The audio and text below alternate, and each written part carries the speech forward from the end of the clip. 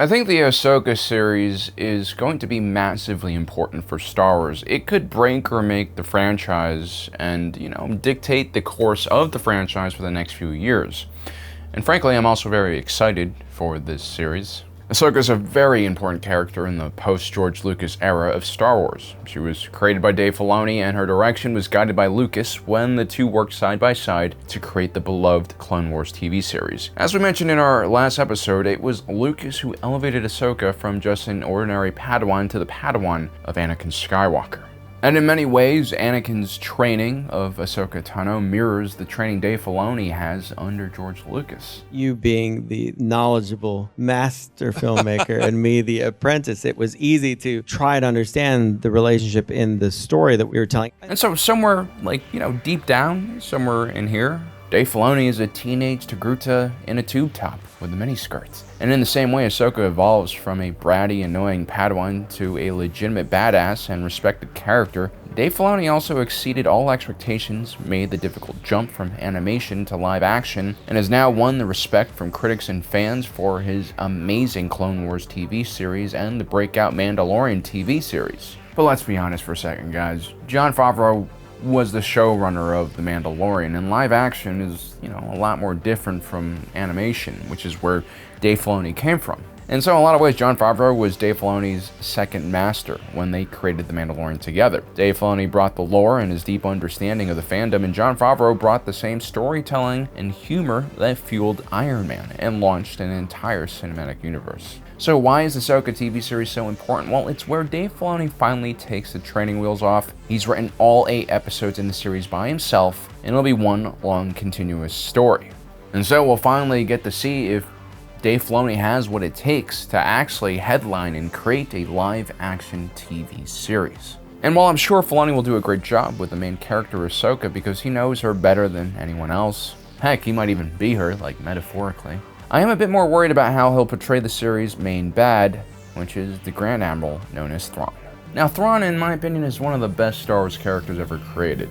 And I think if Disney can get this right, they'll have an extremely strong antagonist, and that will make the rest of the franchise kind of fall in line and work. When Timothy Zahn created the Expanded Universe Thrawn trilogy, it sold so many copies that it renewed George Lucas's interest in creating the prequel trilogy, something that the always humble Timothy Zahn refutes. What made the Thrawn trilogy so beloved was that when it was published in 1991, it was targeted towards the original trilogy generation who were already adults. And while the prequels were widely panned by this older generation because it was a bit too childish for them, the Thrawn trilogy was a huge hit. It featured a much more adult story, and Thrawn was the main antagonist, and he was sort of an anti-hero, not just some simple villain.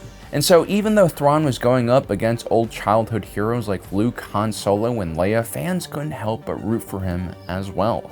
And it's no surprise, adults tend to like more nuanced characters that don't necessarily belong on the extreme ends of the black and white spectrum because that reflects real life. People generally are only villains from a certain point of view, and when the passion and fire that comes along with youth dies down, and one becomes older and a bit more experienced in life, you'll begin to see your enemy's point of view, and you'll see that they have their own just motivations for what they're doing. Why do you think most militaries heavily depend on 18-year-olds to do their fighting and dying? Why do you think the Republic used 9-year-old clones? And so Thrawn wasn't this maniacal Sith Lord, and I think audiences loved that about him. Instead, he was just a smart and calculating individual who truly believed in stability and peace in the galaxy. He represented an alternative to the New Republic's democratic system, and therefore he was the antagonist. But because of how he approached situations with rationality and intelligence that usually created positive outcomes for everyone involved, he quickly became a fan favorite.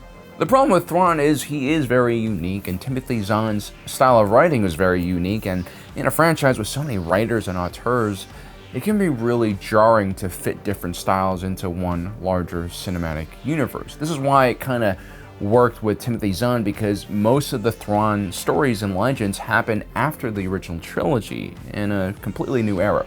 And sometimes fans don't like change. They don't like different styles. This is why some people have criticized Andor for not being a real Star Wars because of its focus on character development, world building, and its slower pace. It also lacks the use of the Force and lightsabers, the Jedi and Sith. But if you love Thrawn, you probably also loved Andor just like me.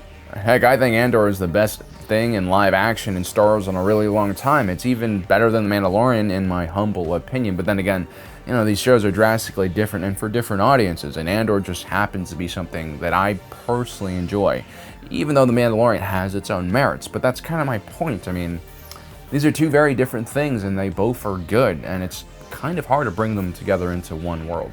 But before we get there, a quick word from our sponsor for today's video, OwnerSaber.com, the premier manufacturer of lightsabers that are guaranteed to have fresh kyber crystals in there that aren't imprinted, by some previous Old Republic Sith Lord or some Order 66 Jedi. That means no crazy voices in your head while you use this, or the potential of possession by spirits or dark side poisoning. And right now, OwnerSaber.com has an awesome deal. Buy 2 lightsabers from the same collection and get one of those sabers for 50% off. That's on top of the entire store already being 30% off with free shipping. For instance, you guys can grab the last brick from the Padawan collection, which by the way is available for non-LEGO people as well, and pair that with the Guardian X, also from the Padawan collection. Once we've added both of these sabers to the cart, the savings will be applied at checkout. For more information about this deal, check out the description down below. You guys can also use our promo code EWOK, that's all caps, for an additional $15 off. Thank you for your patience. On to the rest of the video. Now, Thrawn was actually removed from canon during the purchase of Star Wars by Disney, and it was Dave Filoni who brought back Thrawn in the Rebel cartoon series, which is kind of the prequel to the Ahsoka show. Many of the characters introduced in that series, like Sabian Wren, Hera Syndulla, and even Ezra Bridger, are going to be the supporting cast for this new series. But Thrawn's appearance in that show was kinda in my opinion. While Dave Filoni kept many of the aspects of Thrawn's character intact, like his martial capabilities, his tendency to study the culture and art of his enemies in order to understand them, Filoni also turned Thrawn into kind of a cartoonish figure. When several speeders from a factory in Lothal started exploding upon light use in the field, Thrawn would visit that factory with the intention of rooting out potential rebel saboteurs. He forces one of the laborers to test the speeder bike he had been working on, knowing that it might be defective, and once it reaches a certain speed, behold, it starts overheating. Something's wrong. It's overheating. We're gonna have to shut it down. You know, the Thrawn I know and love, he would have stopped that demonstration right there. He would have arrested that man, detained him, and then interrogated him to find out where the other rebel sympathizers are working. But not the rebels, Thrawn. No, the demonstration is not yet over.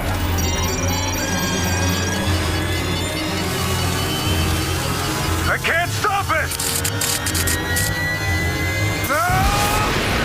This explosion has its intended effect, and it terrifies everyone, including his own officers. Now that I have your attention, know this. Whatever you build here, you will test personally. I expect your malfunction rate to drop substantially. It's the kind of move you would expect someone dumber like Tarkin to pull.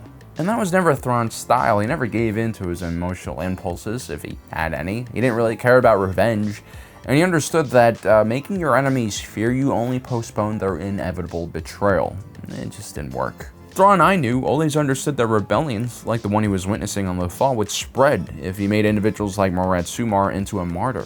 The Thrawn I knew would have had a deeper understanding of how farmers like Morad used to drive the Lothal economy, before they all had their land stolen from them by the Empire and were forced to live in impoverished camps, lovingly called Tarkin towns. He knew that Morad Sumar was just a family man. He was a Lothal everyman, someone that everyone could relate to. He wasn't an extremist or a terrorist at heart. He had just been pushed too hard by Governor Price and Tarkin's policies. And so to kill him like you did so callously would only turn him into a martyr. If there were only a few in that work crew who were disloyal to the Empire, now he's created a dozen more enemies. They'll find new ways that throw wrenches into the Imperial war efforts. The Thrawn I know from the new canon novel trilogy, which was also written by Timothy Zahn, understood this. And so when he encounters resistance or enemies, he used reason to prevent things from escalating out of control. And whenever he could, he made allies instead of enemies. When Thrawn was given command of the Chiss-heavy cruiser Springhawk, he replaced Mid-Captain Samarco. And Samarco was obviously pissed off about being replaced. He also didn't really like Thrawn, who he saw as kind of a erratic, unorthodox commander. He was more of like an old Chiss Navy kind of guy. But instead of fueling that feud, Thrawn would approach the situation differently. Thrawn took Samarco and every officer beneath his command under his wing and personally mentored them, and eventually won all of their respect. And that's because he treated everyone equally and engaged his officers fairly. He would never use his intellect to demean other people or embarrass them, and while he was very demanding, if you weren't capable, you just wouldn't be able to function on his ship. He was also always fair. If someone failed, he sought to help that individual understand what they did wrong so that they don't repeat the same issue in the future. He demanded his crew not to be perfect, but to learn from their mistakes and not to be arrogant and be open-minded to change. In this way, Thrawn was always able to get the maximum potential out of all of his crew. And it wasn't because Thrawn was some moral paragon who was, ideologically driven to be like a great manager. It was because he rationally understood this was the best way to lead a group of officers. And outsiders who observed Thrawn's Chiss and early Imperial crews always noticed that the officers enlisted would always work well as a team together, and there was always minimal amount of pettiness and personal rivalries amongst the crew. And this is why everyone, including myself, loved Thrawn. He was an individual that people from all different walks of life and different ideologies could respect. He was a very rational being. And ironically, I think he is the most Jedi-like when it comes to his control over his emotions and ego. And Thrawn would even extend this respect to his enemies. When Thrawn had the rebel fleet brilliantly trapped at Atollon, he still took his opposing commander extremely seriously. Sato is employing a Danan tactic. Bold, but I'd expect no less from the best commander to ever come out of the Mikado system. When a Twi'lek was found snooping around the Syndulla household on Ryloth, she was captured by a brash and arrogant Imperial captain who mistaken her for some lowly peasant. But Thrawn quickly connected the dots and realized who they were dealing with. Our will to be free is what's going to beat you. You dare! Slavin, please. You embarrass me in front of our host. Host? What? May I introduce Hera Syndulla? Thrawn even tried to recruit one of his greatest adversaries, the insurgent leader known as Neville Sinji, otherwise known as Night Swan, to join the Chiss Ascendancy, because he valued the man's skills and preferred to keep him alive. And more importantly, the thing that Thrawn treasured more than anything else was peace and stability in the galaxy, and that's really the reason why he signed up for the Galactic Empire in the first place. And at least at one point in his career, he was against wanton destruction. He hated seeing innocent civilians die for no reason. During the infamous peacekeeping mission on Bataan, Thrawn tried to exercise every option possible in order to avoid bloodshed between Imperial forces and insurgents. He even personally meets with the insurgent Night Swan at great personal risk to himself. But ultimately, he was unable to prevent Colonel Wilf Yularen and the rest of the Imperial forces involved in the mission from starting a bloodbath. And I think this whole incident affected him greatly, and I'll talk about that later on. But anyway, ever since Dave Filoni has brought Thrawn onto Rebels, I've been kind of worried about how they're portraying him. Now, obviously, Rebels is a cartoon, and, Ahsoka's going to be live action, so maybe it'll be more serious, and maybe my worries are unjustified. But then again, whenever I look back at Rebels, I'm disappointed. I mean, during the liberation of Lothal, as the planet's citizens started rising up against the Empire, mainly due to the harsh Imperial measures like the one I mentioned at the Speeder Factory, Thrawn would appear over the city with his flagship, the Chimera, and threaten to level the city if Ezra Bridger does not surrender himself. Just so that you understand that my intentions are genuine, I shall demonstrate my power. Open fire. Now, Ezra does surrender himself and he meets up with Thrawn, and the two exchange ideas about what motivates them, because that's sort of what happens in real life, I guess. And Thrawn kind of turns into this generic evil villain. Gone were all of his earlier motivations of creating peace and stability in the galaxy, and what we see instead is an individual who's almost Sith-like in his pursuit of victory. You don't deserve to have this art or Lothal. Who deserves what is irrelevant. What matters is who has power. Thrawn would deliver Ezra to his master Darth Sidious, and then he would continue bombarding the city of Lothal once again like some vengeful cartoonish villain. And shortly after, he would meet the most cartoonish end I've seen in Star Wars at the hand of a swarm of space whales. Now clearly, guys, I am extremely biased about Thrawn. I'm clearly a huge mega fan of him. I've read all the Legends books and all the canon trilogies.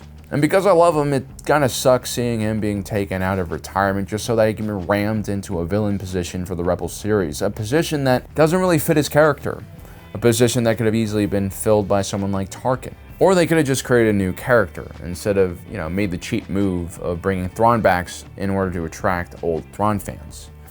But then again, I am very biased and I am just a Star Wars fan.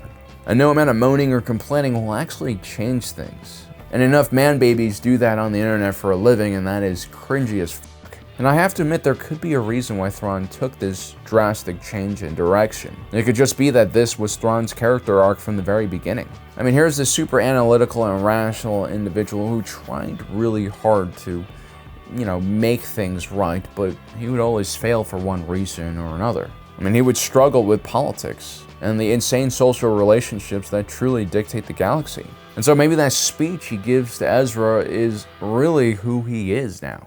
The mysteries of the Force are an enigma to me. But for all those abilities, all the power, the Jedi lacked the vision for how to wield it. Maybe like so many rational and intelligent people, he's given up on his fellow sentient beings because of the pure amount of chaos and destruction that the masses are able to achieve. Maybe he's just so frustrated that no matter how many rational officers and soldiers he trains, there will always be stupid and emotional people who will derail his carefully laid out plans. Individuals like Admiral Constantine, whose arrogance destroyed his perfect blockade over Atollon. Even though Thrawn always served as a voice of reason for Palpatine, his TIE Defender program was a much better alternative to the much more destructive Death Star plan championed by Wilhulf Tarkin. Still, Thrawn never dared cross the line and was always loyal to Palpatine. And the last book, chronologically, in the canon Thrawn trilogy that leads up to Rebels is aptly titled Treason, and it features these words on the back cover. A warrior may retreat, he does not flee. He may lie in ambush, he does not hide. He may experience victory or defeat, he does not cease to serve. But a servant with divided loyalties is no servant at all. And I think the answer to whether Thrawn will become treasonous is no. It's answered in Rebels clearly. This shows us that perhaps since the day Thrawn joined the Empire, he has dedicated himself to the cause. That despite his rational, intelligent mind, he too was awed by the Empire's immense power, just like how Darth Vader was brought to his knees by Palpatine's infinite mastery of the dark side. Come with me. Obi-Wan once thought as you do. You don't know the power of the dark side. I must obey my master. Vader's ability to break free of this awesome power, driven by the same love that turned him into the dark side in the first place, is ultimately why we love his character, and we cheer for his redemption. And now the question is, with Thrawn masterless, will he have his own redemption? Will we see him return to his old, logical self? Or continue on the path of the dark side, of fear, of being power-hungry? I really don't have an answer for you until I watch the show, I guess. Now, some people on the internet like to claim that Timothy Zahn has been kept out of the loop completely and that Disney's screwing him over because that's how you get clicks on the internet. The truth is a little bit more complicated. It seems like Filoni has kept Timothy Zahn in the loop from the very beginning. They were feeding me scripts from season 3 and eventually then season 4, the Thrawn-centric ones particularly, so that I would know what they were doing and I could put in foreshadowing or backstory into the novel that would lead into those things. But having said that, Filoni already finished the script for all the Rebel series before consulting Timothy Zahn and giving him those scripts. And to be honest, Timothy Zahn being the very talented writer he is, I wish he was a little less humble. I wish he fought more for his character. But, the creative struggles that go on in these multi-billion-dollar franchises is not something I want to even think about or talk about. And I think Timothy Zahn is smart enough to also appreciate his situation, and he probably doesn't want to get involved in all that drama either. And at the same time, were I in Dave Filoni's shoes, I can understand why he wouldn't want to be tied down by a writer, even one as beloved as Timothy Zahn, when he's trying to write his own entire story. A story that Thrawn is only a minor piece of. And in all fairness, I think Timothy Zahn is okay with Filoni. Filoni understands the character. I expect him to do a really good job. Now, we started off this video with Dave Filoni, and I think we're going to have to finish it with Dave Filoni. Now, I might be a Star Wars expert on this YouTube channel, but I watch all sorts of movies. I consume all sorts of literature. I love stories. And to be honest, Dave Filoni is not all that impressive when you consider who else is out there. And I think, George Lucas selected Dave Filoni for a reason. Lucas is an auteur. He's a man known for being extremely difficult, and that's because he was a genius in his own right, and he always knew what he wanted. And so he's allowed to be difficult and arrogant. And if you take a look at the prequel series, that's like 100% George Lucas. And all of his strengths are clearly on display. The world building, the mythology, the social and political commentary, it's brilliant. But so is the poor actor direction and the just non-consistent dialogue. I mean, you had scenes like this. The thought of not being with you, I can't breathe. And then you had legendary moments like this. You were the chosen one! It was said that you would destroy the Sith, not join them! Bring balance to the Force, not leave it in darkness! And the truth is, people like George Lucas, who are that talented, they're never going to choose someone who's as talented as they are, or more talented than them, to take over a project that, is literally George Lucas's baby. And so that's why he chooses Dave Filoni. He needed someone subservient and willing to be the apprentice. And I love Dave Filoni for this. In every interview, he worships George Lucas. He has so much respect and humility. And that shows me he's really a quality individual. And I think that's far more important than being a good director. Even though I do the Star Wars stuff, it's just the movie, guys. Being a good person is far more important. But at the same time, if you want good content, when you hear him speak about Lucas as a fan would, as a worshiper of some god, that's kind of troubling. But there's a good reason for this. Dave Filoni comes from an animation background, and, he was a terrific animator, but, stepping into live action, making movies is completely different. When I got here, I was an animation director that did storyboards. And then the second week of working here, you said, we're not going to do storyboards. And I was like, I have a 2-year lease in Mill Valley. How unfortunate. And so Dave Filoni was kind of unqualified. Well, maybe he was qualified for the Clone Wars TV series job, but he's definitely underqualified for making live action stuff. And that's probably why George Lucas wanted him in this position. But I had to learn to really make movies. And I think that's the big difference for me is I used to watch films and wonder why when we did animation, it doesn't feel the same. Again, I love Filoni for this, the humility, the lack of ego. It takes a big man to admit this in front of a bunch of fans. The guy is clearly secure in himself and, is completely comfortable in his own skin. But at the same time, this is probably why Kathleen Kennedy likes Dave Filoni. He's easy to control. And we know that Kathleen Kennedy, has struggled with more seasoned directors like Colin Trevorrow or Phil Lord and Chris Miller, who are all fired. As a fan, I would love for more Tony Gilroy level directors, auteurs, being involved in Star Wars. I've always said that I would love for someone like Ridley Scott to direct a Star Wars film. I mean, he admits that A New Hope changed him tremendously and led him to make Alien. But then again, in more recent times, when asked whether he would, work with Star Wars, he said the following.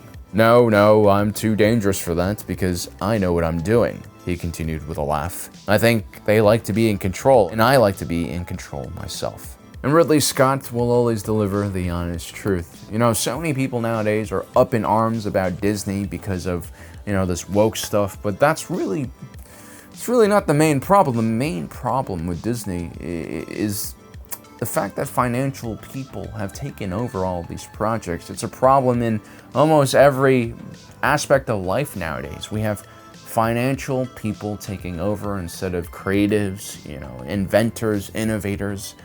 And because these financial people are all about low risk returns on their investment, they kind of destroy creativity and productivity.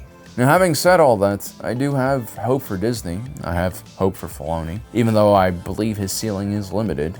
But I also know that I'm just a YouTuber and I've never talked to the man. I've never seen him in action. I'm just kind of guessing and eyeballing things from this isn't a couch, but lawn chair. And in all fairness, I've also seen the progression of the Clone Wars series from season 1 to season 7 and the improvement in everything from the animation to the image on screen, the dialogue, the direction, the story. Tales of the Jedi, aside from Anakin giving Ahsoka massive brain damage, was extremely masterful. I love the Dooku arc. And even though Rebels was, in my opinion, a step back, and honestly, I didn't even finish Resistance, I think Filoni's personality, if that's really what he's like. His open-mindedness, his ability to accept criticism, to learn from others is his biggest kind of upside. Even though he might not have the experience and talent of individuals like Tony Gilroy or Spielberg, maybe he can slowly develop himself into an auteur, into a person who has such a strong vision that he could finally become the successor to Star Wars that George Lucas wants him to be. And maybe, just maybe, he'll give us a Thrawn that makes sense and delivers exactly what I want. Not just a generic villain, but an anti-hero. A person who is the enemy simply because of fate, but not an evil person who is beyond redemption. Because with the way things are going in today's world, where everyone is at each other's throats with misinformation and social media making us hate each other, that is the message that Disney needs to be pushing out into the world. You know, we need to start the healing process somewhere, and I've always seen Star Wars as something that can bring people together instead of rip them apart.